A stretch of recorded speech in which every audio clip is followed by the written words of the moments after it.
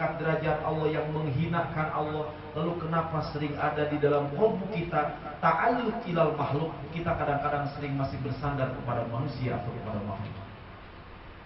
Makanya siap-siap hidup ini tidak akan pernah bahagia kalau kemudian hati ini masih ada sandaran kepada selain Allah.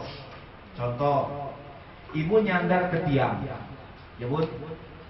Ibu ketika ibu nyandar ke tiang, pasti ibu mati-matian akan mempertahankan tiang itu supaya tidak roboh. Karena kenapa? Kalau roboh kita jatuh. Betul tidak? Dua, ibu kemudian bersandar kepada harta benda, kepada kendaraan, mobil, motor, misalkan rumah, apalagi properti ini dan itu. Kemudian ibu bersandar, pasti ibu mati-matian akan kemudian memperjuangkan, menahan, dan kemudian merawat agar kemudian itu semuanya tidak hilang daripada kita. Coba mobil, ditatap, diusap bahasanya. Luar biasa. Supaya apa? Supaya memang benar-benar kita tidak mau kehilangan itu. Kalau kita kehilangan itu, kita jadi sengsara. Itu tanda kita bersandar kepada benda dan kepada makhluk. Nah, mudah hadirin jamaah yang dimuliakan oleh Allah Subhanahu wa taala. Kemudian di sini para ulama menyebutkan, Bun, kalau seandainya Allah itu adalah kemudian memberikan kepada kita begitu banyak, Allah itu adalah menegaskan, memberitahukan, menempatkan, bahkan Allah kemudian mengokohkan eksistensinya kepada kita. Tapi kadang-kadang kita sering tidak sadar dalam hal ini. Khaufu madamihim. Satu orang yang cirinya jauh dengan Allah, orang yang cirinya kemudian tidak dekat dengan Allah, khaufu madamihim, dia takut dicela. Ayo, takut aja dicela sama orang. Emangnya diri kita apa? Kenapa kita jadi takut dicela? Wong juga badan kita ini celaan semuanya, betul? Coba apa yang keluar dari diri kita, semua lubang mengeluarkan kotoran. Betul nggak?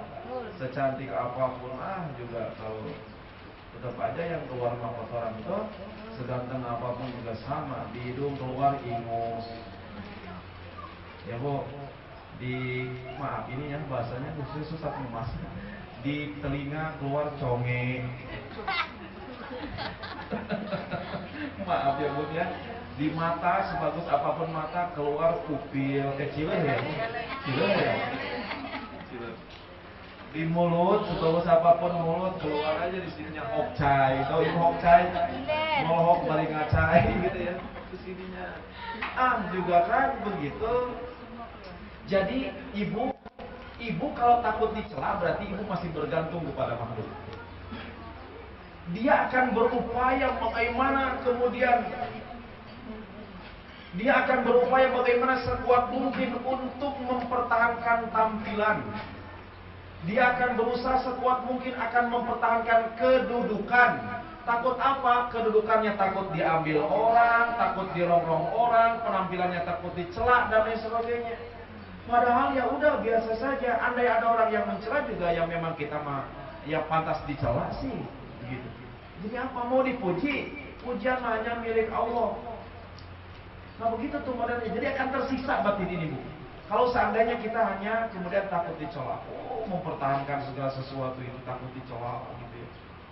Seolah-olah kalau sesuatu hilang dari dirinya dia akan membela diri, bagaimana bahwa seolah-olah tidak terjadi kehilangan gitu. Padahal ya udah gitu, dalam kehidupan ini udah biasa-biasa saja. Gitu ya Bu. Ibu kalau nyandar jangan terlalu ini, bahasanya apa ya? Jangan terlalu nyaman. Kalau ibu nyaman, nanti geser dikit ibu jatuh.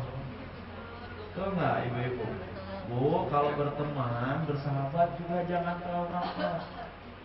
Kenapa dia? Itu. Kenapa Ustaz? Gimana? Kenapa? Gimana Bu? Jangan terlalu dekat. Kenapa? Jangan terlalu dekat. Kenapa jangan terlalu dekat? Rasulullah telah mengisyaratkan dalam hadis, wahbu Wah, bukan. Haunan asa apa kan? Lupa lagi. Maaf ya. Isma Cita Pak. Bukan. Jangan mencintai terlalu berlebihan, nanti akan berbuah jadi. Ya kan, itu mau bapariku bukan itu. Debat lagi ya, masalah jadi besar gitu ya. Cintailah sesuatu tapi jangan terlalu berlebihan. Haunan asa, nanti suatu saat yang kamu cintai akan berubah menjadi musuh. Makanya jangan terlalu per-peran sama orang. Kecuali ibu yakin bahwa dia adalah yang terbaik, kita yakin dia bisa dipercaya. Contoh, ibu berteman nih dengan sedikit ketergantungan kepada makhluk nggak boleh. Si A berteman dengan si B. Jangankan seisi dapur, seisi kamar pun diceritakan. Itu kan nggak boleh. Betul nggak? Ya. Ini paham nggak sampai di sini ibu? Si dapur sampai kamarnya pun diceritakan. Oke, lagi enak itu. Sesuatu saat ada strike dikit, tak aja dikit, langsung. Wah, dia gitu, saya udah cerita gini. Surat kabar semua. Begitu ya Bu, itu maksudnya. Dua, jangan membenci, mencela juga berlebihan. Kalau ibu benci ya ala kadarnya sajalah ya. Nanti khawatir ketika kita membenci justru akan berubah kita menjadi cinta kepadanya. Saya paling kapok pernah pengalaman pribadi. Saya membenci seseorang. Tapi apa yang terjadi ibu? Zaman-zaman dulu di Jakarta, dia adalah orang yang pertama menolong saya daripada maut dan kematian. Insya Allah, gimana coba saya nggak malu dan nggak sedih, nggak kepikiran seumur hidup. Betul? Waktu itu malu zaman-zaman ya anak-anak muda dulu gitu ya. Saya memang benci banget sama dia. Benci itu kuadrat gitu kira-kira gitu ya. Padahal salah juga dia nggak ada. Nyakitin kita pun juga enggak. Cuma kadang-kadang kita natural bencinya itu lihat gayanya aja senang gitu kira-kira begitu lah itu ya. Betul nggak? Bahasa ini keluarnya bahasa dulu keluar gitu ya. Padahal dia nggak punya salah sama kita, ini penyakit namanya. Iya ya. Sekali kira-kira gitu tuh. Itu nggak boleh bunda. Takut suatu saat dia akan menjadi seseorang yang kita cintai. Jadi sederhana saja. Ibu menyayangi suami, mencintai juga jangan berlebihan. Saya mau ada Umi Airi di sini. Jangan terlalu berlebihan ya.